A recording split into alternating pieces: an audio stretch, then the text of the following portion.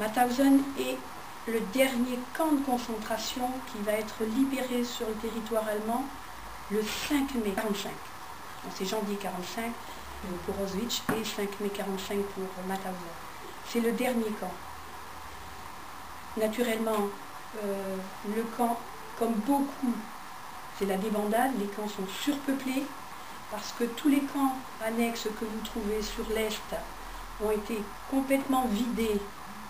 Ceux qui dépendent de Mauthausen ont été complètement vidés de la population des déportés pour les rapatrier au camp central, non pas pour les protéger, mais s'ils avaient pu les exterminer tous avant l'arrivée de l'armée américaine ou de l'armée russe, ils l'auraient fait, ils n'ont pas eu le temps, heureusement. Donc on vide déjà tous ces camps annexes qui sont sur l'Est parce que les Russes avancent très vite, et au moment de la libération du camp, le 5 mai 1945, le camp est surpeuplé. Déjà que c'était intenable en temps normal parce qu'il n'y avait pas assez de nourriture pour les gens qui y avaient, le 5 mai c'est déjà quelque chose d'innommable. Et mon père, qui lui a fait avec ses copains de Wiener-Neudorf, il est parti du lundi de Pâques, ils ont mis 12 jours pour faire 180 km à pied dans la campagne, avec les bergers allemands et les SS qui les accompagnent. Ils ont peu à manger. Il y a un copain de mon père qui écrit d'ailleurs après à ma mère des lettres violettes que vous voyez là. Ils ont tout mangé pour essayer de survivre. Des escargots, des pommes de terre pas cuites, de l'herbe.